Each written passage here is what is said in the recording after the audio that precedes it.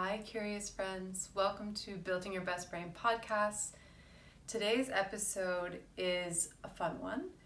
We're going to dive into why sometimes when you feel like your brain is working harder or things are getting more difficult, especially once you start implementing tools to manage your stress or improve your sleep or whatever kind of brain goals you have in terms of your brain health and your well-being, why does sometimes when you start doing those tools, it feels like everything is so much harder for your brain, and why it's a sign that your brain is changing in the direction that you want it. Now, this is something that I've experienced in my own life that I will share, but I'm excited to share that through the work I've been doing with people using at-home EEG devices to train their brain, I see this at the level of their brain, that point where it starts getting more difficult, but their brain is actually improving.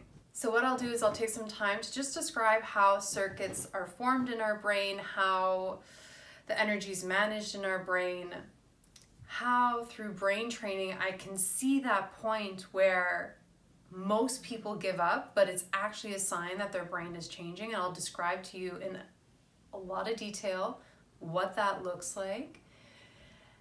And kind of at the day-to-day level, if you don't have an EEG device at home, what does that look like and how can we make our way through so that we don't give up? So that we don't give up before our brains actually make that change more permanent, which is the point. And what that means is that basically for 50% of the meditation, you're able to go above that line. You're able to get that positive reward, which is the increase in volume of the music and video. And what I've noticed for not one, not two, every single one of the people that I work with is they'll start the protocol. Maybe it's a few days, maybe it's a few weeks, and that reward rate continues to increase. It's never a straight line. You know, every day there's like some flexibility, but it's increasing. And then all of a sudden, it'll completely plummet. They'll get like 10%, 5%, 2%, 1% reward rate. And they message me and they're like, you know, like I've been doing so well, like the reward rate has been increasing, and then all of a sudden it just plummeted. Like, am I doing something wrong? Is my brain not responding to the protocols? Like, what's actually happening? And I will look in at the back end, and what I notice is that that threshold has changed. It's now higher. And the reason that that threshold is higher is because the baseline measurement has changed. So your brain is starting to change, starting to fire in a different way consistently, so that the threshold changes, which means it's going to be harder for you to get that reward more consistently. Your brain is now asking more of you. And how this relates is because at this point, if we didn't have this brain data and we weren't able to look at it, the logical thing we would say is, you know, your brain is not learning anymore. We need to change something. But the reality is that your brain is learning. Your brain is learning so well that it is trying to shift.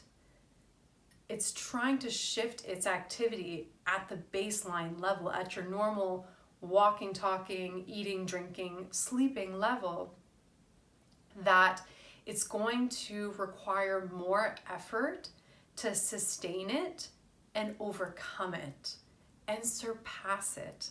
And that's the part that's really important when things start to get difficult, is especially if you've been using the tools for a little while and then it kind of starts to get difficult, it's not that they're not working or you need to drop them, but it's that your brain is actually starting to make meaningful change at the baseline level.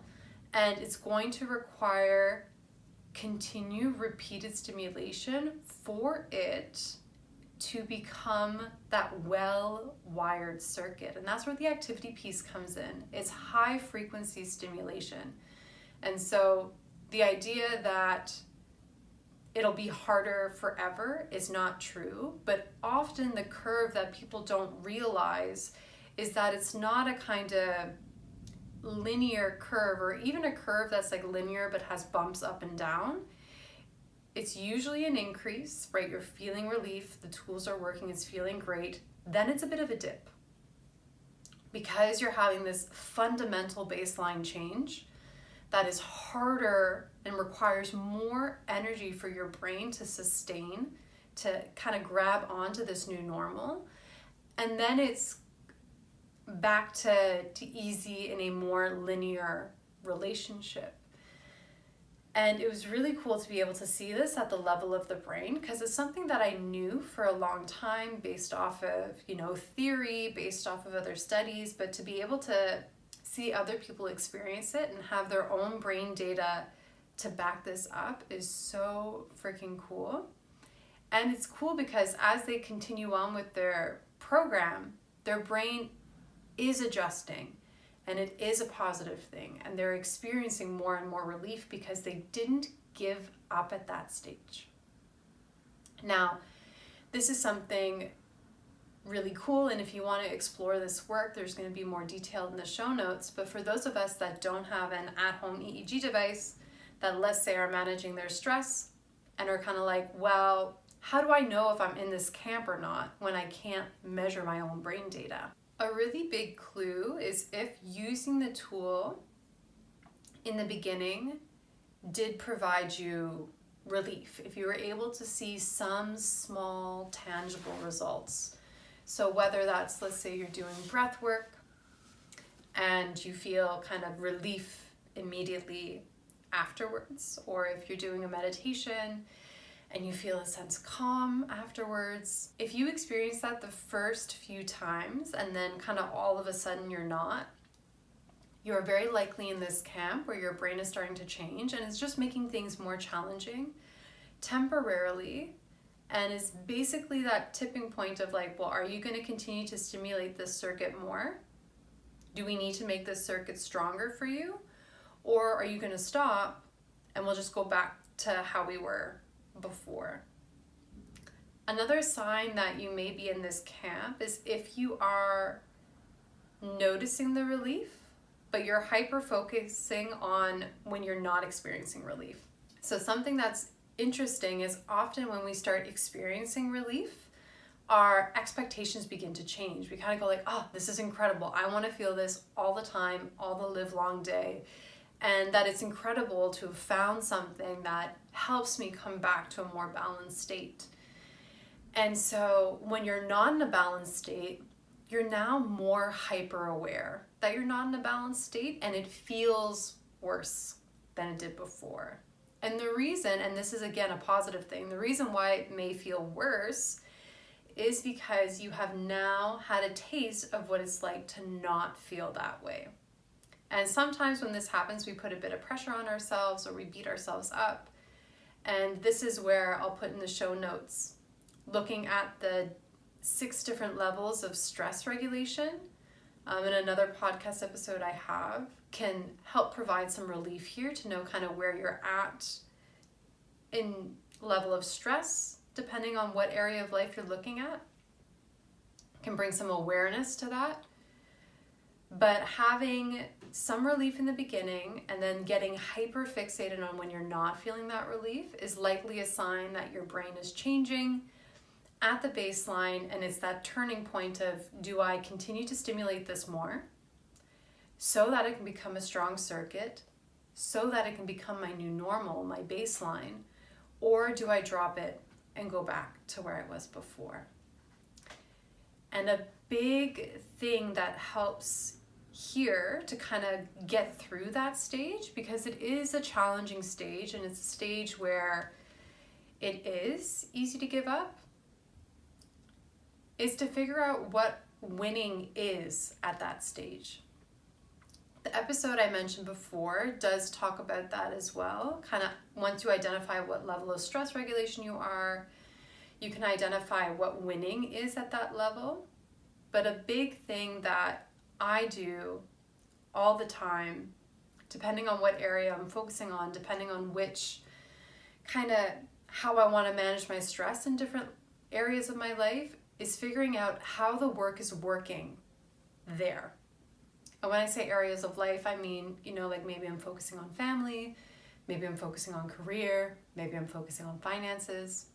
What is winning at that area? And the reason I say this, to go all the way back to the brain training, is our brain needs a lot of reward to learn and change.